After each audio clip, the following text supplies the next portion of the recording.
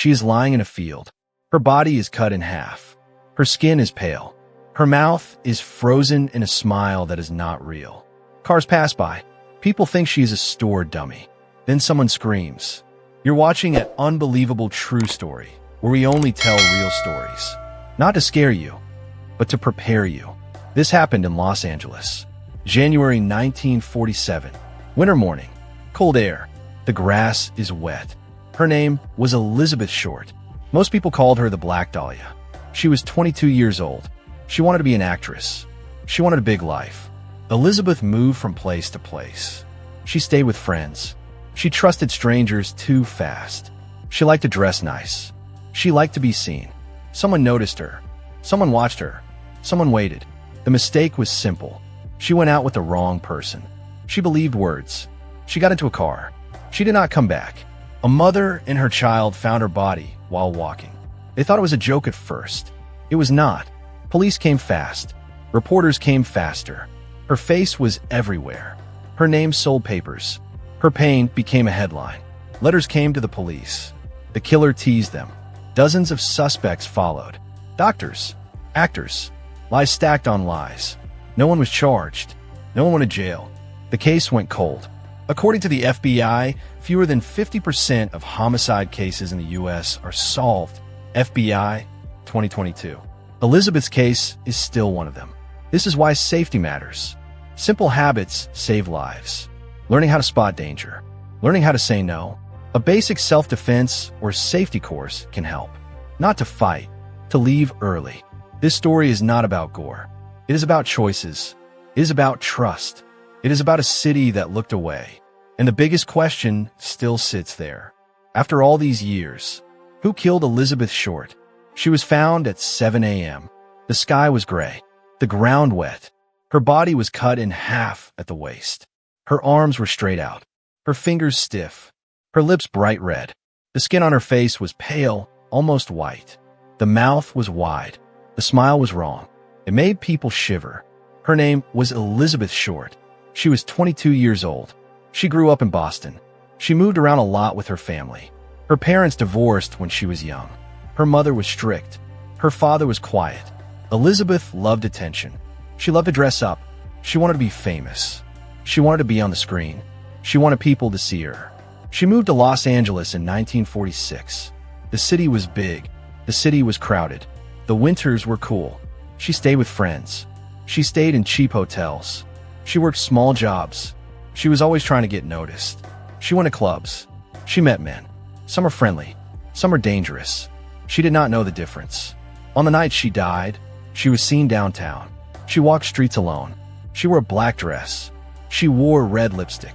She smiled at strangers. She accepted rides. She trusted too fast. The wrong person noticed her. The next morning, a mother and her child were walking in Limerick Park. They spotted her body. They froze. At first, they thought it was a mannequin. It was not. Her body was real. The police arrived. They blocked the area. Reporters came. They took photos. Her face was printed in newspapers all over Los Angeles. She was called the Black Dahlia because of the black dress she wore and her dark hair. Police began their investigation. They questioned hundreds of people. Friends, neighbors, men she knew. They searched hotels. They searched restaurants. They went through letters she had written. Every lead mattered. Every story was checked. But the case went cold fast. Her body was mutilated, but the crime scene gave clues. The killer wanted attention. The killer wanted a shock. The letters that came to the police were typed. They were signed with fake names. Some letters were cruel. Some tried to confuse the police. Some threatened more violence.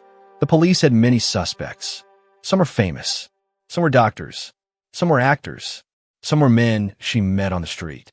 The police tried to trace each one. Each story hit a dead end. Some suspects lied. Some suspects disappeared. No one ever confessed. Elizabeth's life before the murder was full of small choices. She left places too quickly. She stayed too long in unsafe areas. She liked attention too much. She trusted words, not actions. She walked streets alone. She accepted rides from strangers. The city noticed the story. It spread like wildfire.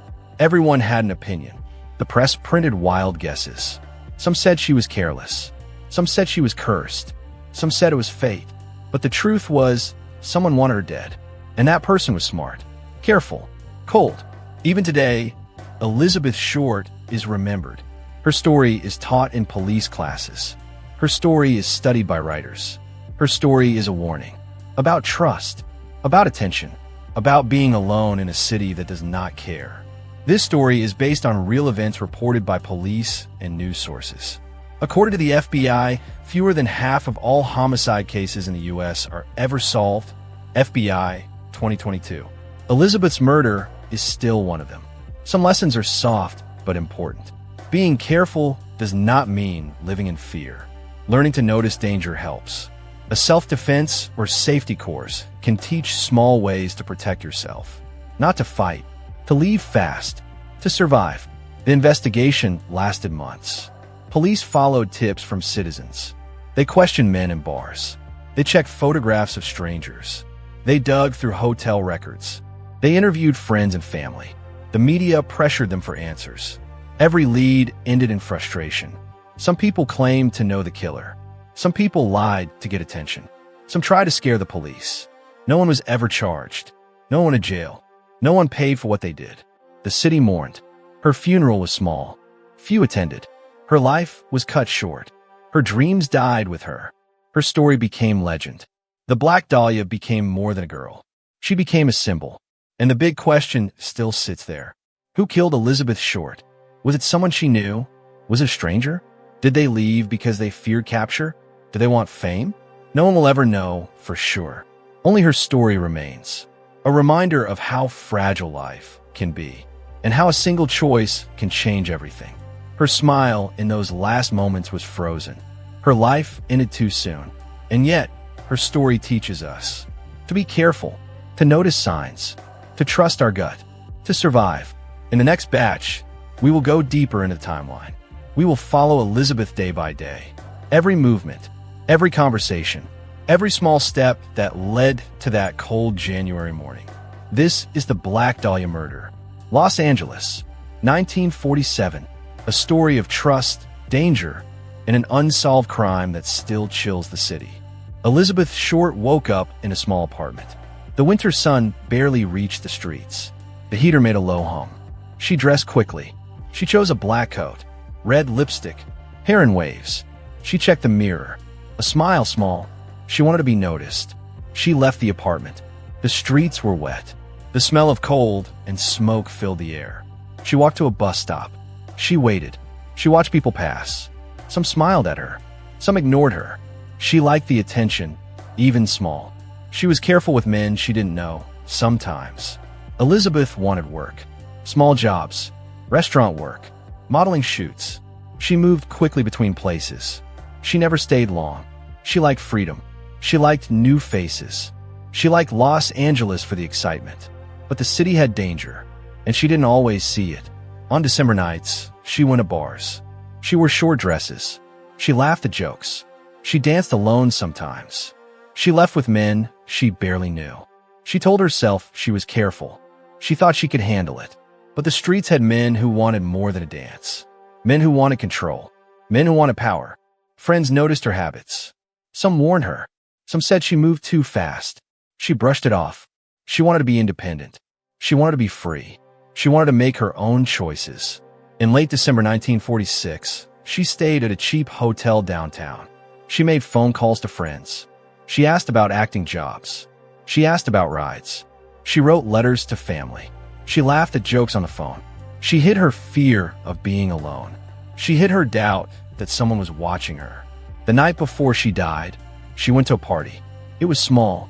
She met men she knew only slightly. She danced. She drank a little. She laughed loudly. She flirted. She accepted a ride home. The driver was friendly. He seemed polite. He seemed harmless. That ride may have been her last. No one knows exactly what happened after she got in. She disappeared. Her apartment was empty the next morning. Her friends tried to call her. No answer. The day she was found, the park was quiet. The cold morning made the grass shine. A mother and child walked their dog. They spotted something strange. A body. At first, they laughed. They thought it was a joke. A dummy left by pranksters. Closer, they realized it was real. They screamed. The police arrived quickly. The body was cut at the waist. Her limbs arranged straight. Her face pale. Red lipstick bright. No one could explain why she was posed like that. The newspapers called her the Black Dahlia. Her murder shocked the city. Police began a massive investigation. They interviewed everyone who saw her. They checked hotels she stayed at. They questioned men she spoke with. They tracked her letters and phone calls. They dug through every detail of her life.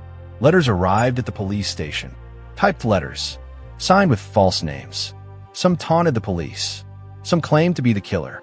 Some were hoaxes. But the letters added to the fear. They showed someone wanted attention. Someone wanted the world to see. Suspects appeared everywhere. Doctors, actors, random men from bars. Police followed leads. They questioned friends.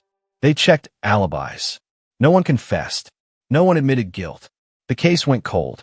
Elizabeth's choices are studied today. Walking alone at night. Trusting strangers.